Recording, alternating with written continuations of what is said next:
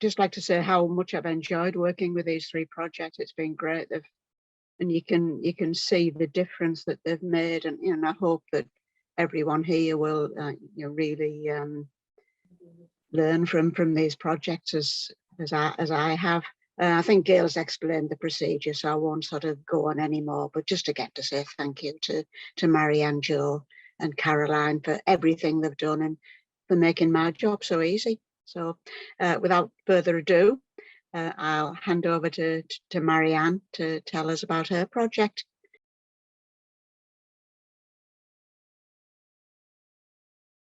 So, hi everyone, I'm Marianne from Capel Manor College, which is London's environmental college, which seems quite appropriate for our extended metaphor today. So I really wanted to start with this quote. It was my favourite thing that one of the students said this year, just because I feel with FE, this is as good as you're going to get with the students. So he said, I don't mind English now, it's not that bad. From going from every day hearing, I hate English, that it's not that bad, I thought was a pretty good step. But so our project, we wanted to increase independent learning for students, because we find, like most places, that students are not engaged in any way in English or maths, and they tend to be confused a lot, our students. Some of them didn't even know if they were doing functional skills or GCSE. They didn't know when exams were. They had no idea what class they were in. They never took any kind of agency over their own learning. So we wanted to try and do something that would increase that, so that they would actually, at least know what they were supposed to be doing and try and take some kind of active part in it. It was based on previous negative experiences at school, which I think a lot of people find in FE. They'd had a terrible time with English, and therefore they came to college with the attitude that they hated it and they weren't going to do it, and there was no benefit in it for them. So we wanted to try and change that, at least for some students. Next slide, please.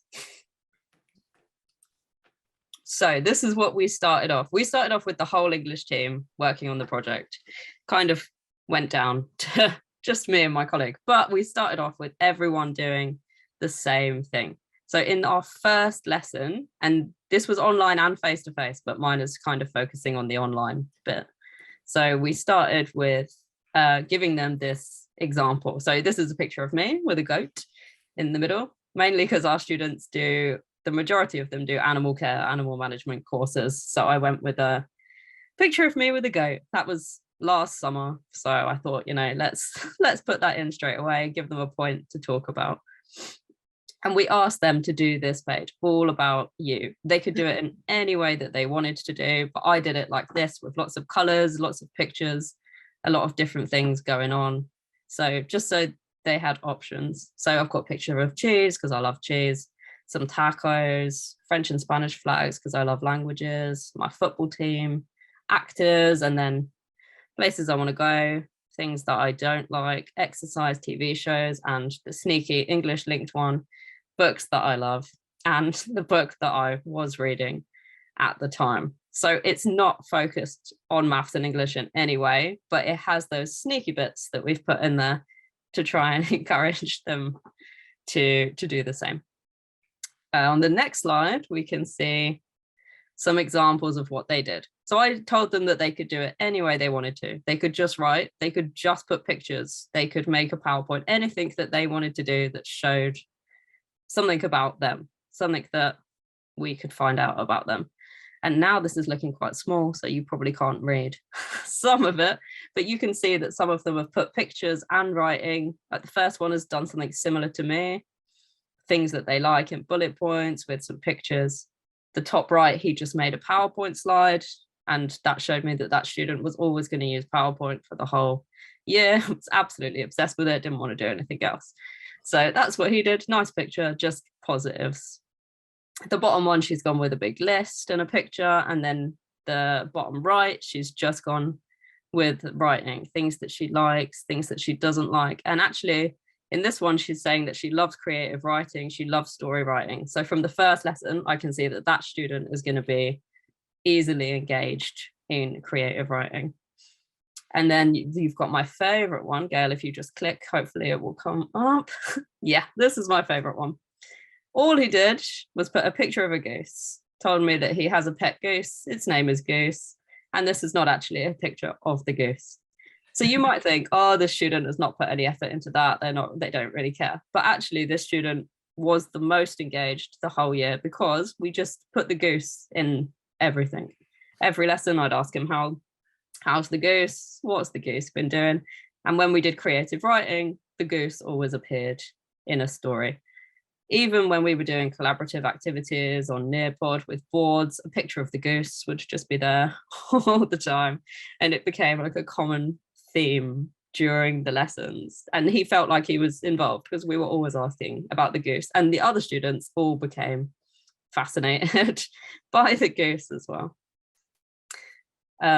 So the next slide is where we started with our targets. Again, seems harder to read on Zoom, but hopefully you can get an idea. So we've got the definition of SMART target, because most students had no idea what that meant. They just thought, I have to write some kind of target. It doesn't really matter what it is as long as I've done something. So we made sure that they had this that they could refer back to all the time to see exactly what they were doing. And for the first time, we gave them this big list of examples. So some of them were previous targets that other students had had, or targets that we thought that would be useful for them. So all of us in the English team made a list of our top 5 targets that we usually have and used it to make these examples. So then we said to the students, you can use these if you think it's relevant to you, or you can make your own target. Completely up to you for the first one. So at least they would have had some kind of involvement in writing their target, rather than you being like, your target is to write 250 words, boom, do that. And they don't really care. At least they've chosen it for themselves. So you can see the next bit, some students' targets. So it went quite well the first time. A lot of them wrote a target at least. A lot of them were not smart. A lot of them were not great, but at least they had done something. This one it's okay. It's slightly vague. She wants to improve her attendance, which is good, and do a speaking and listening, which is actually good because at our college, it's not compulsory to do speaking and listening for GCSE. They can choose to do it. And I would say we normally have about less than 10 out of the entire college that decide that they want to do it. So the fact that she decided then that she wanted to do it was really good. And then you can see her reaction in purple. So she's reviewed that target. She said she's improved her attendance, but needs to do it even more. And she's done her speaking and listening and feels more confident. So that was good. The next target is quite good as well. So write 250 words in 45 minutes. So that's a student that loved writing actually, but would just go off on this huge tangent. It would start, and then after the time would run out, it would still be in the middle of a story where nothing could come to a conclusion.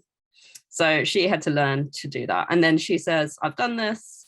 I know that I need a beginning, middle, and an end, and it's better to write a shorter story that's finished than trying to write loads. And then she's built on that target to say she actually wants to include some sensory language now, which is good. And then the next one is one of our more unrealistic ones. So this student was, he was actually a very strong student. He was homeschooled, but he came up with reading the whole of The Lord of the Flies and summarizing into 2 paragraphs. So because it was the first target, we said, yeah, okay, fine. If that's your target, let's see how it goes and let's see what we can do next time. So he actually did read the whole book in the time. He just needed to finish his 2 paragraphs. So his new target was to complete the 2 paragraphs, but in a much shorter time, just in 1 week. And he actually did that. So although it was a slightly bizarre SMART target, it worked out quite well and he became quite engaged. And then we looked at the November resits. So we looked at students, for example, this one, if you look at the top, you can see how close the student was to getting a grade 4 in November. I think it was 3 marks in English and maths, which was highly frustrating for the student. So you could imagine, actually, you've got 3 marks off in English and maths, you might just give up. But we gave him this is from the Pearson's website. So we just put this into the document to show him where he's done well and where he could improve and what he needs to do. So this is only a part of the worksheet. It was quite long, that explained every question. What is it asking you? What do you need to do? And then we had individual tutorials with these students specifically that were close to getting a grade 4, so they could work out what they needed to do and how they were going to do it. And then all of these students that we did that with got a grade 4 in the mocks that we did. So hoping that in the actual exams, they're all going to get at least a 4, possibly a 5, because some of them were quite close. So that was target setting. We kind of moved away from target setting to more of a focusing on the students, individualizing learning. So what we did was, one of the problems that everyone complains about in our team is that students go on work experience. No one knows when they're going, no one knows how long they're going for.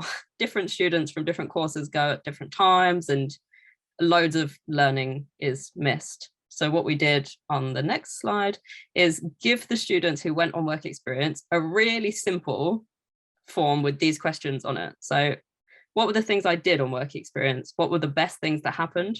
Was there anything that could have been better? And what can I teach my peers? So every time a student went on work experience, and some of them went for 3 or 4 weeks, so they missed loads, we gave them this form and said, just come back and tell us something. You can write it down, you can do it in the form of a video, you can just talk to us when you get back. But we gave them simple questions. And then if you look at the next slide, you will see what some students did. They actually wrote absolutely loads. I'm pretty sure that you can't read any of that, but they wrote loads. So 2 of these students actually worked together because they went on work experience together. So they wrote loads. They showed us all of these pictures. And when they came back from work experience, they came and told the group about it, because that group was, these are agriculture students, but there were animal management students, floristry. The group was completely mixed.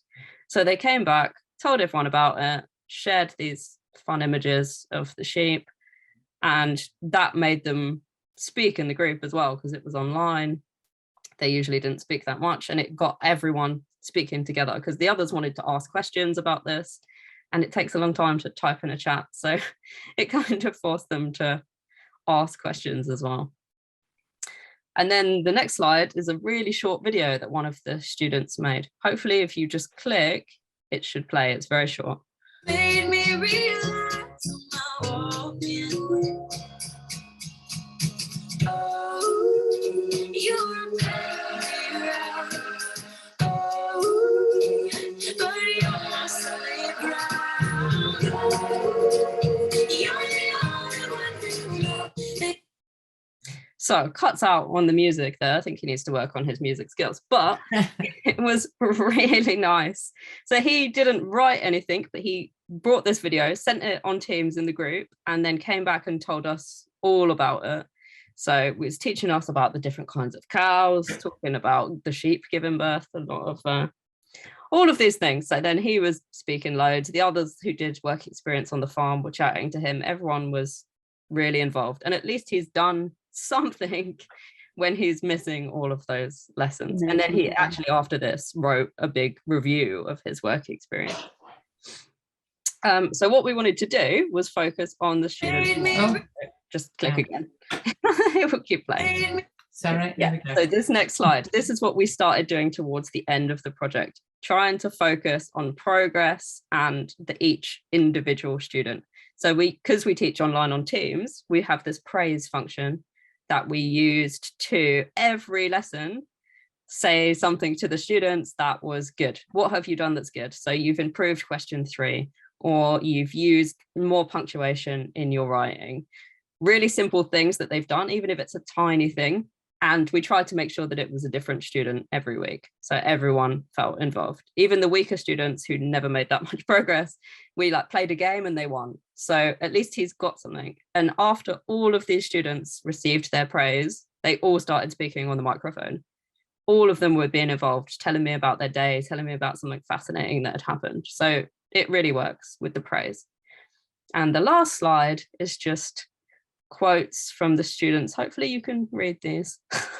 So you've got quite a long one of a student who was really keen. I mean, she loved English already, but she really, really improved. And you can see that some of the others felt more confident. They didn't think they could pass, but now they can. The bottom one refers back to the goose that we saw at the beginning. He says, I got to incorporate my pet goose into my writing, so creative writing was always a good time. They loved books that they got. They loved talking about things that they were interested in. And yeah, so basically next year, what we want to do is just focus on progress, even if it's really small, even if it's not linking to the final achievement, at least they've progressed, and try to do the same thing that we did this year, starting with this introduction of the student and their interests, constantly finding things that they've done, even if it's small, to praise, and encouraging more independent work experience and book reviews and things like that. Sorry if that was longer than 15 minutes. Spot on. Well, thank you, Marianne. That was absolutely terrific. I think there was some great stuff came out from that, and it's just so good to hear that target setting can be a very positive thing, because it has a lot of negative press, doesn't it? So thanks for that.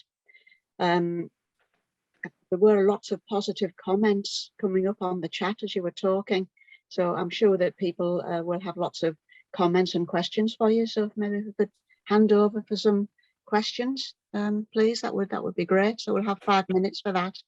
You can see the questions in the chat if you just want me to answer a couple of them. So asking if the targets build on the previous ones, preferably they did if there was a clear link. For example, the student who needed to write that many words, and then what is she going to do now to make it better? So it was good to build on the previous one. So we tried to do that every time it was appropriate. Whereas like the guy who was reading Lord of the Flies, we didn't really build on that one. We kind of went a different direction. But yeah, the targets, yeah, we did them.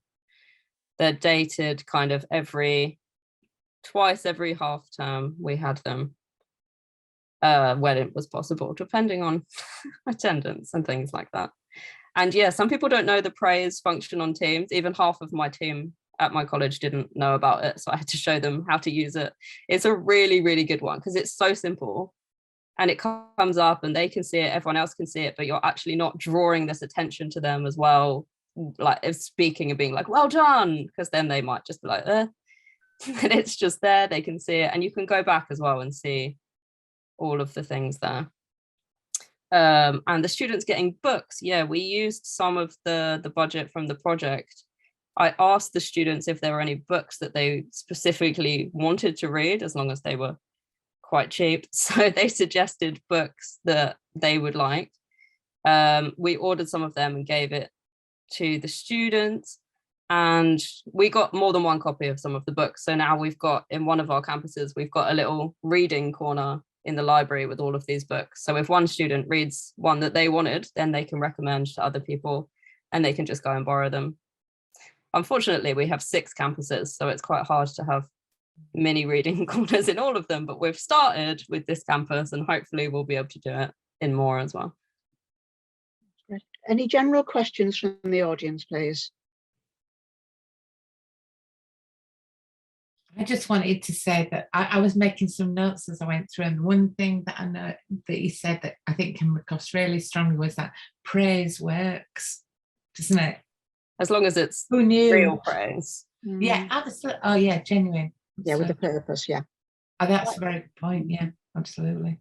Because actually we had an example of the opposite of that. So one of our teachers actually in the maths support department, he praises students all the time for nothing. He just says, well done, you know, you're so clever, all the time. And the same students fed back to me that actually, you know, why is he saying that? We're not going to pass. I haven't done anything. So you have to make sure that there's actually a reason for the praise, which we actually worked on a lot in our team this year. Yeah, the Carol Dweck work comes to mind, doesn't it? You know, it's not just praise for doing something if you're already good at it. Exactly. It's praise that, you know, is going to lead you to progress further. So I think your work shows great examples of that. Are there any further comments or questions anybody wants to ask? I think everyone was very curious about the praise function on Yeah. yeah, never come across that, so that's absolutely fantastic. So Marianne, thank you so much for that. I'm sure everybody thought it was absolutely fantastic. I certainly did, and people have learned so much from what you've done.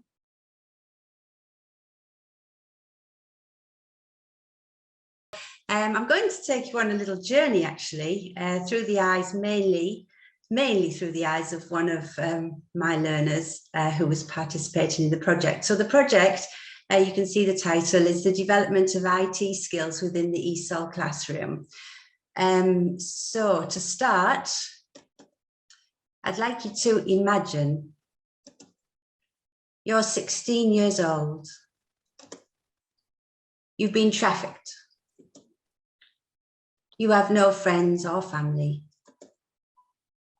You're an orphan from Vietnam. You've been imprisoned in a lorry traveling many miles across Europe. You've been made to work, then you've been locked up in a room.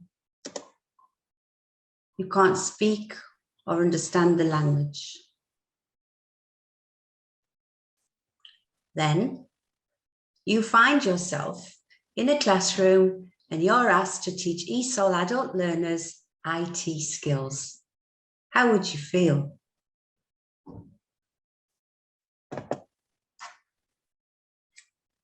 You a moment to think about that. Okay, so this is the start of the journey of CT, I'll call the learner. Okay, so how did this all happen then? We had lockdowns and subsequent online teaching.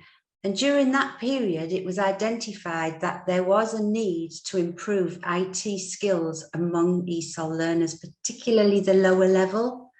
They weren't actually accessing online learning because of the lack of those skills. So my project centered on the idea of our full-time ESOL learners who were aged between 16 and 19, who benefited from IT sessions as part of their program. And my idea was for them to use their knowledge and disseminate that through to other learners, particularly, as I mentioned before, the pre-entry learners. And that's exactly what happened. Prior to it happening, we used the IT sessions to prepare lessons. So not presentations per se, but actual lessons to teach IT skills, very basic skills. The presentations or the lessons were presentation skills, sorry, were practiced within the English classroom. So there was a lot of collaboration between myself and the other tutors on the program, coordinating timings when we needed to practice, where they were on their journey of preparing their lessons. And ultimately, the youngsters visited a pre-entry class and thereby delivered their lessons. So here is our case study, CT, in an ESOL classroom. You can see the backs of some adults there, but I particularly wanted to draw your attention to the body language of CT at this point in time. Hands clasped, looking a little tight at the front. Learners seemed to be engaged, and actually they were. But I think you probably agree with me at this point that CT looks a little uncomfortable, shall we say, but nevertheless he did it. Drawing your attention as well over to the right-hand side of the slide, there's two documents there. The first one, the black and white version, this was given to the adult learners to assess the youngsters' delivery of the lessons. We used very simple emojis, if you like, because of the level of English that was involved. Actually, I must credit Catherine here. She helped me with this idea. We worked a storm. It went down really well. So you can see here that this learner, he credited the youngsters highly. He seemed to understand the lesson, albeit I think if you are an ESOL teacher, you probably know that they do err on the positives, but that's also quite good in a way. The coloured document, this was given to the youngsters to assess their feelings during or after their delivery. Now, this young man here, this isn't our case study, by the way, but Abdullah, you can see that he's actually circled an unhappy face. And after the session, after he delivered his lesson, he was unhappy. He realized that he hadn't performed well. He hadn't actually prepared well in his mind. In fact, it went down quite well what he did, but in his mind, he wasn't satisfied. And he said to me afterwards, I want to do that again, please. I didn't do a good enough job. Let me do it again. So it was a really accurate and a simple document, but very accurate actually.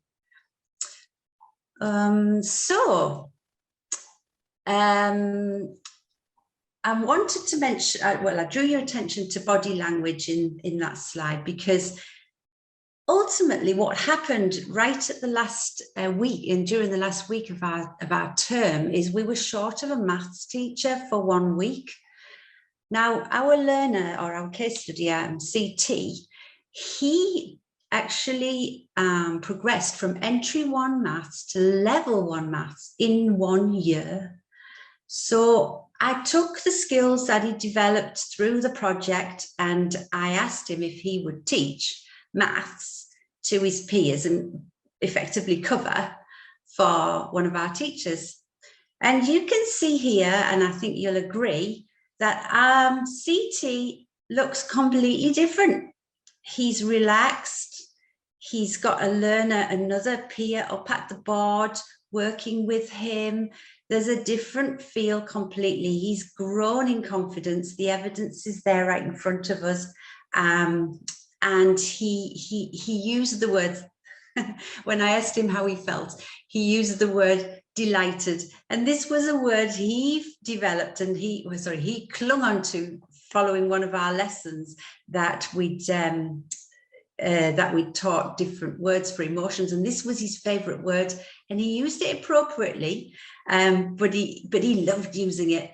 And so when he said, I feel delighted at the end of this this experience, it was just a lovely cherry on the top of the cake, really.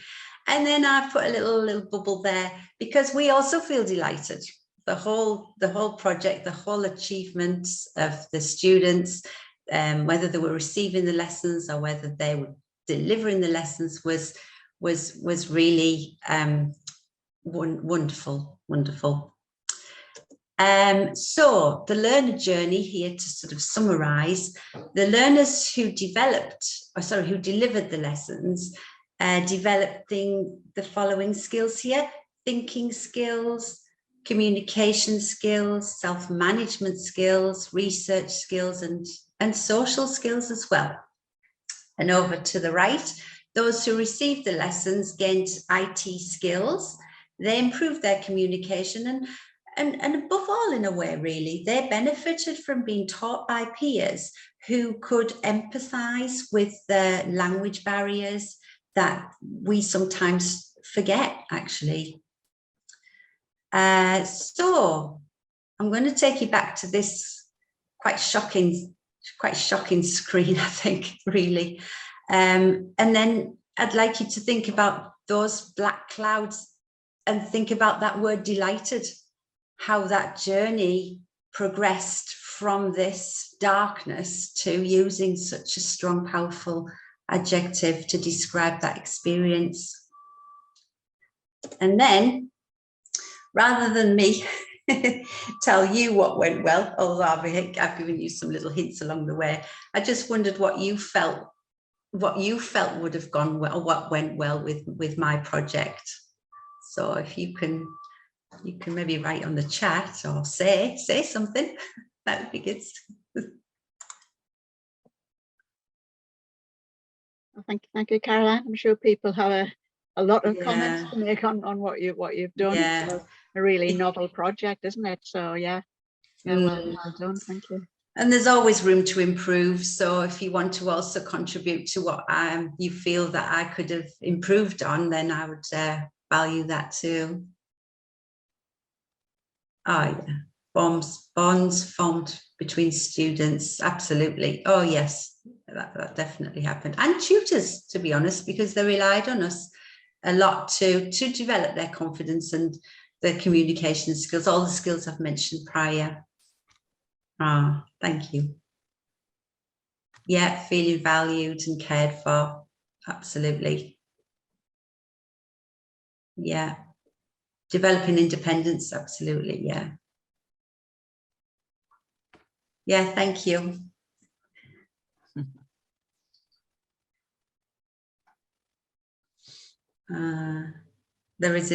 Thank you, Gail. Their resilience is amazing, really is, really is. Feeling challenged and believed in, yeah. Yeah, thank you.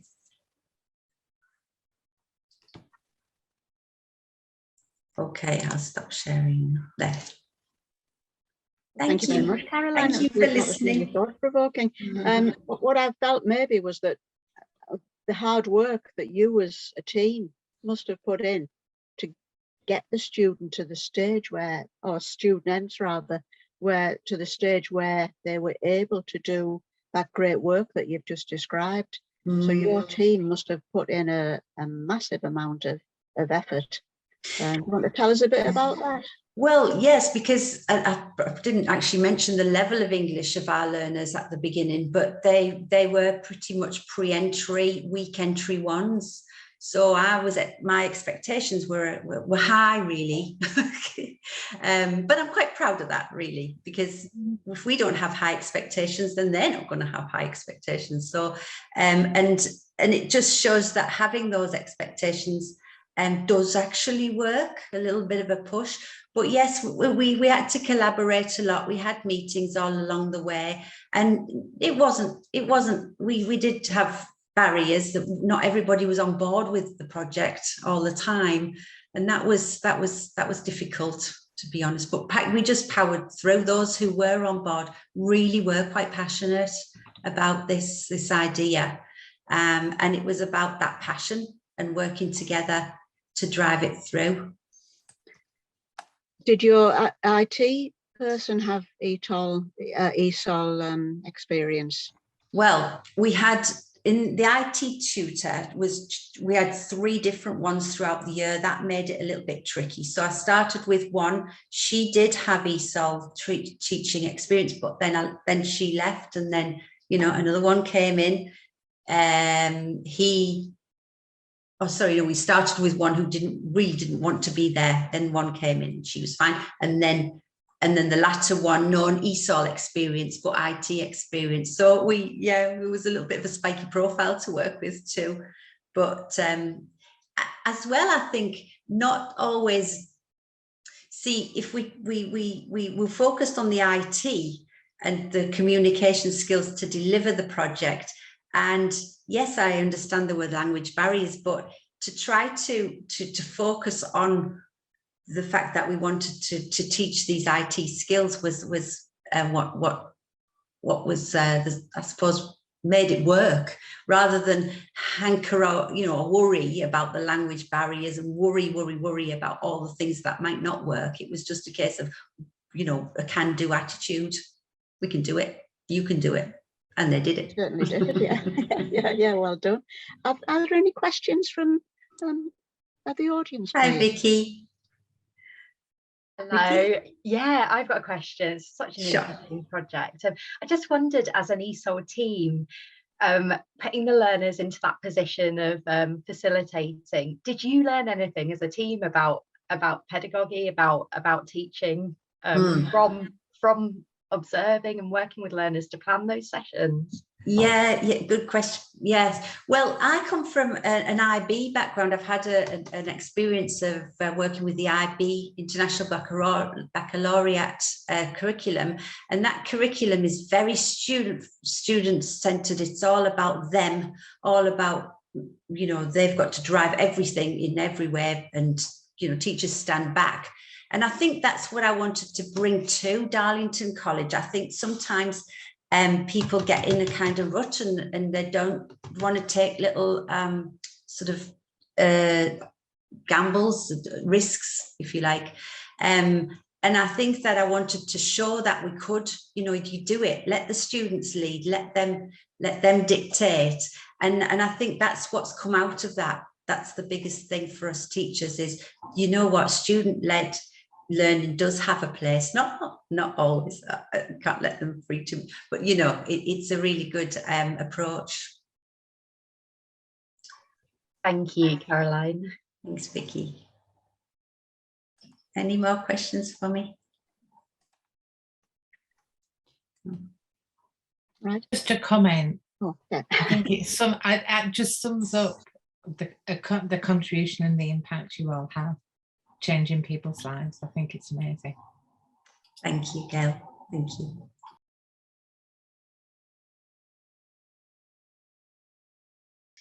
Yeah, I'm Joe. It's nice to meet you all. So I'm from Reese's College.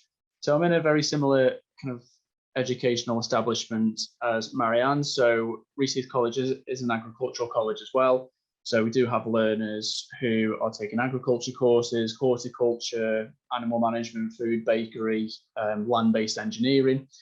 And before I kind of go into detail about what the project was about this year, I'm going to invite you to participate in something very quickly. So what I'm going to do is I'm just going to show you a very, very small extract of text. I'd like you to just read through it for about 20 seconds and just make a mental note of any words that you see in this text that you might not know the meaning of. Okay, so I'll just leave it there for 20 seconds and then I'll ask you to just share what words you picked out.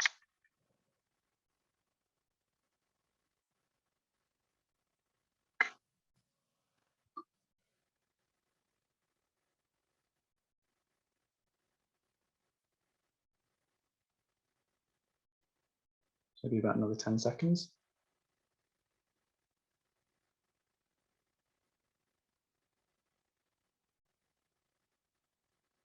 Okay, so if you wouldn't mind just kind of giving me some of the words that you've read in that extract there that you might not know the meaning of, or words that you've never come across before, or words that you're not too sure about. What sort of words in that small extract there did you kind of read and think, I have no idea what that is? Pulchritudinous. Pulchritudinous, yeah. Thank you. Braggadocious. Yeah, braggadocious, thank you. We're avoiding saying them, aren't we? They're not easy to say at all. I'm just writing it down. I can't say how I'm not doing it. Pulchritudinous, braggadocious, tatterdemalion. I'm assuming as well, some of you may be thinking Terpsichorean and valetudinarian as well, perhaps. So that's going to tie into the next little thing I'm going to ask you to do now. So even though some of you may have never even seen those words before, just as a little experiment, what do you think these words might actually mean? So, and I'm going to take a wild stab in the dark about what any of the words might mean.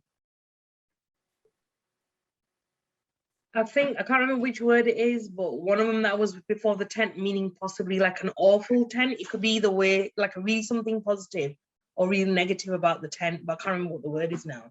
Okay, so I think you're thinking of tatterdemalion there. I think so, yeah. I thought that too, Saver, like, and it sounds like tatty, maybe. Yeah, Okay. so it's like based on the context, yeah. Yeah. Okay, so I won't kind of give you any clues yet, but I'll just leave it for now. Any other ones at all? Valetudinarian, is that praising? Crazy, did you say, Kath? Praising. Oh, praising. You know, could be wrong, probably wrong. I won't say. I'll go. No, don't, because I'm probably wrong. Is pulchritude pretty? Okay, Beautiful. I'll leave that for the moment. Yeah, okay, it's wrong again. I didn't say that. I don't know if the Terpsichorean was that sort of flexible or describing the circus performers. Okay, right, I'll go through each one and I'll put you all out of your misery. So pulchritudinous, it is something that's beautiful. And if you were a valetudinarian, you are someone who's like really anxious about their health. So it's quite similar, I imagine, to a bit of a hypochondriac. So I can't remember who it was who mentioned Terpsichorean, but it does relate to dancing or someone who dances professionally. Vicky, you were right on the terms of like tatter for tatterdemalion, so it's something that's quite dilapidated or tattered. And braggadocious is someone who's overtly boastful and arrogant in their behaviour. So before I go into detail about the project itself, just as an important kind of reflection, how did that make you feel reading through that extract there when you were encountering those words? How did you kind of feel about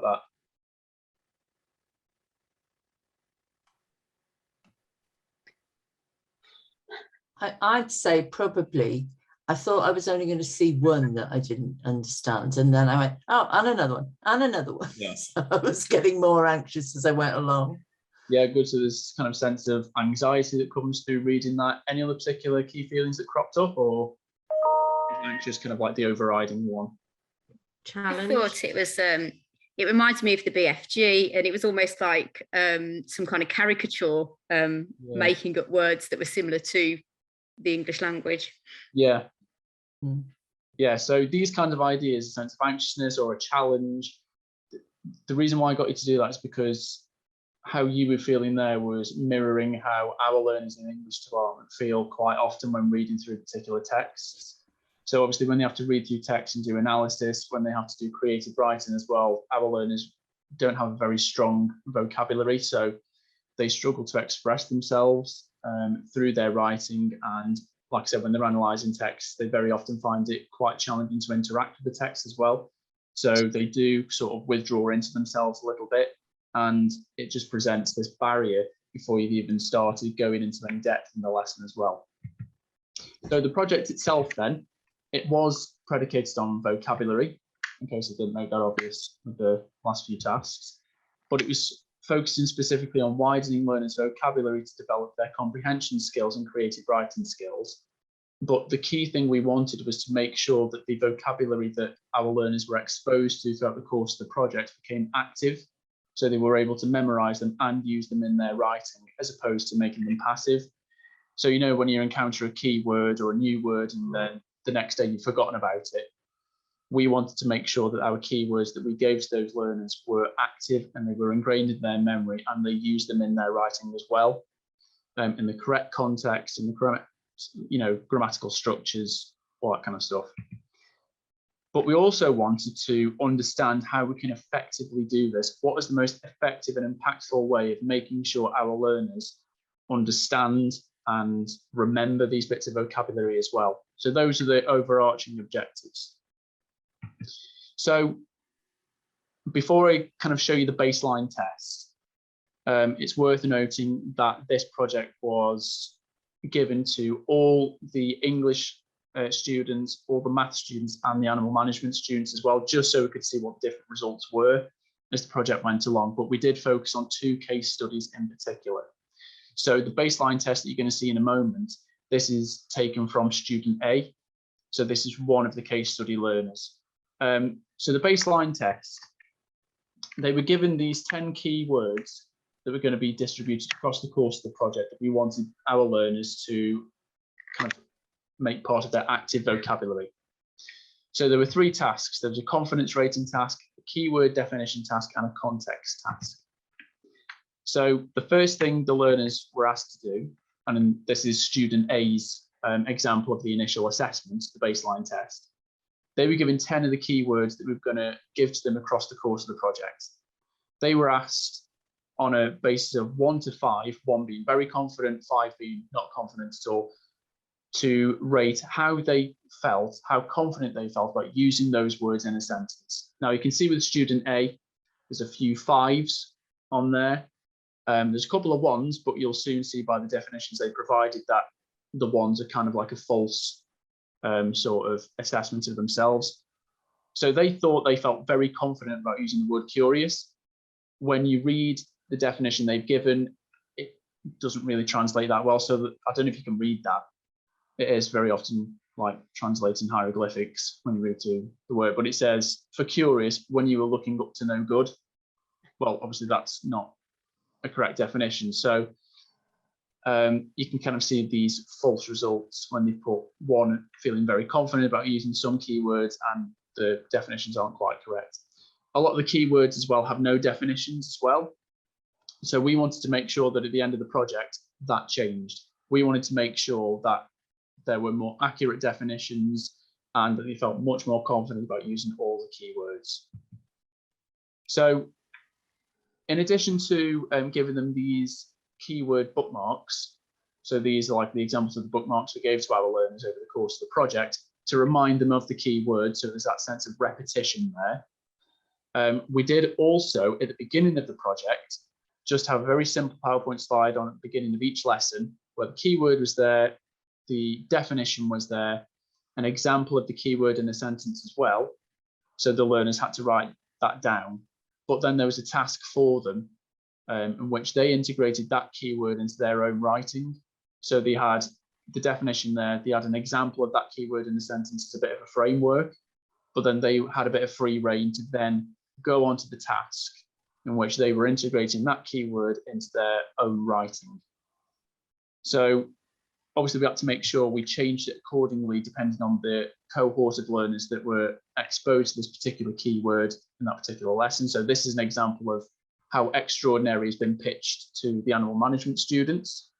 So the definition is there, but they were asked to, watch a particular film clip of an animal from a David Attenborough documentary and describe, using the word extraordinary, the moment that David Attenborough caught on this documentary. So that's kind of how we pitched the new vocabulary to learners over the course of the project, until we got halfway through the project and we did the student interviews.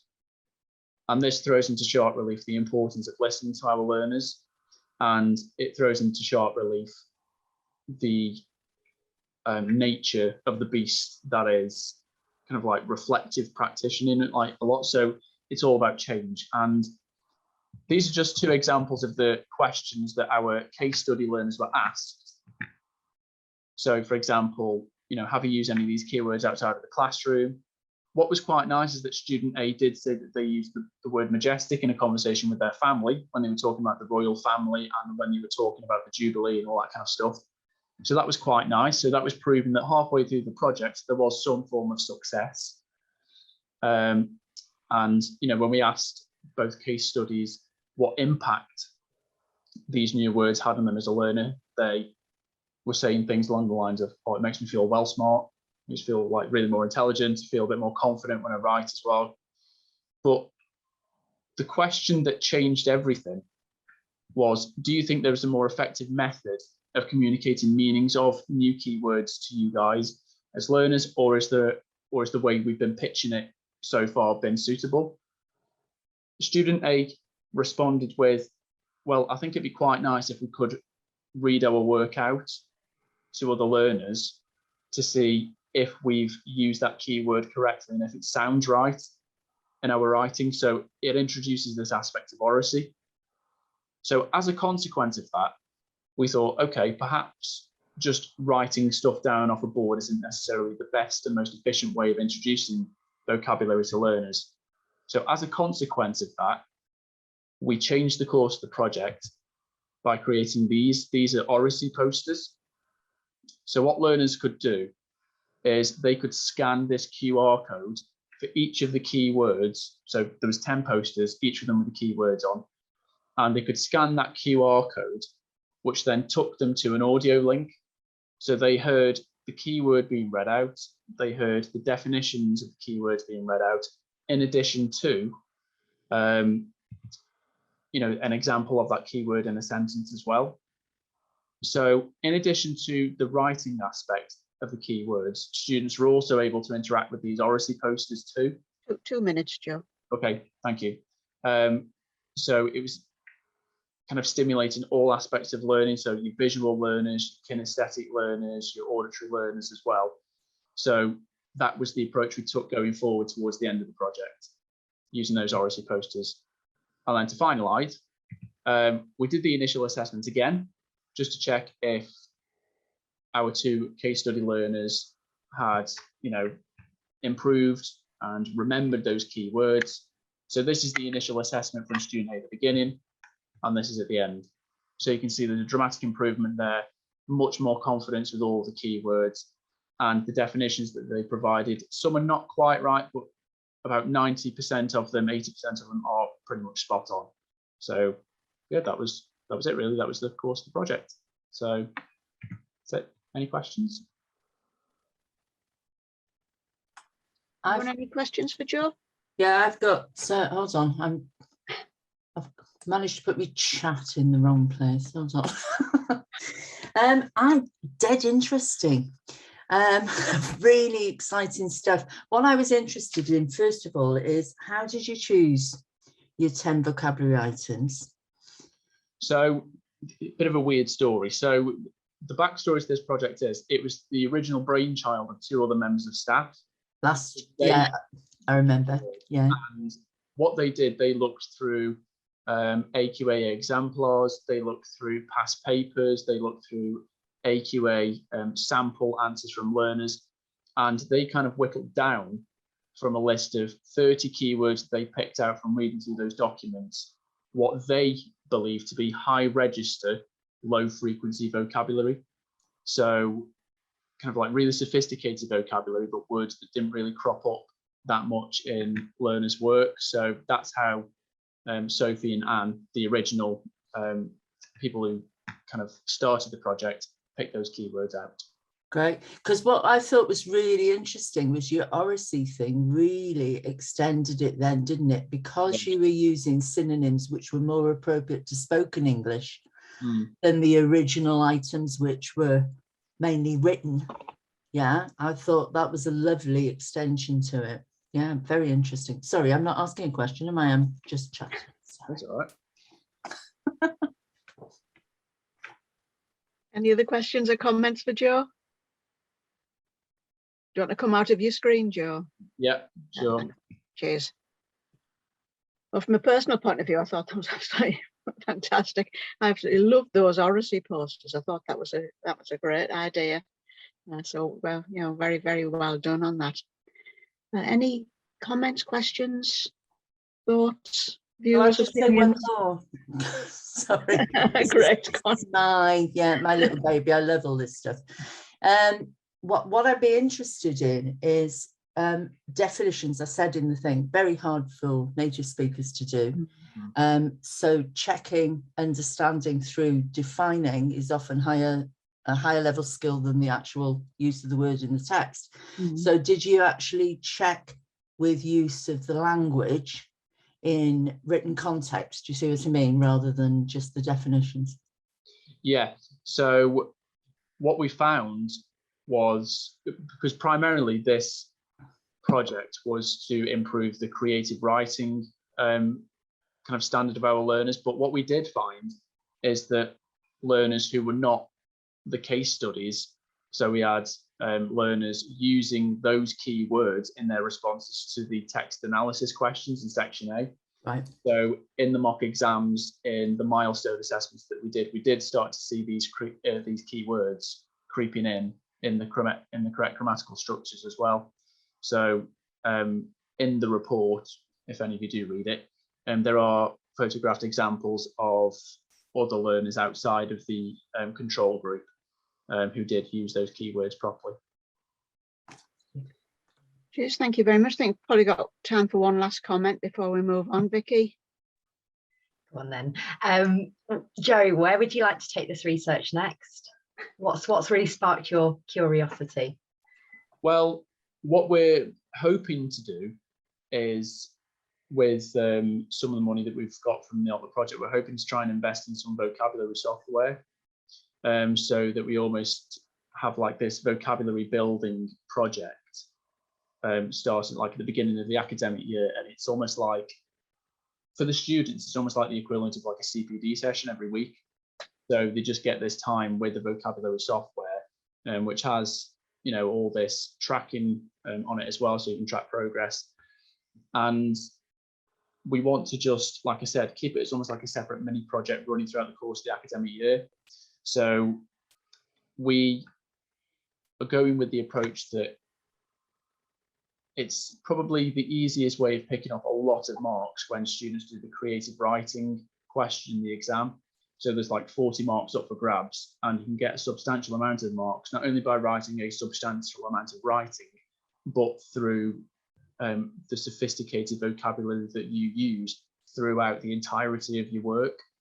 So that's what we're trying to kind of like go with at the moment, but it's still very much in its infancy where we're planning to go. Thanks, Joe. It's exciting stuff.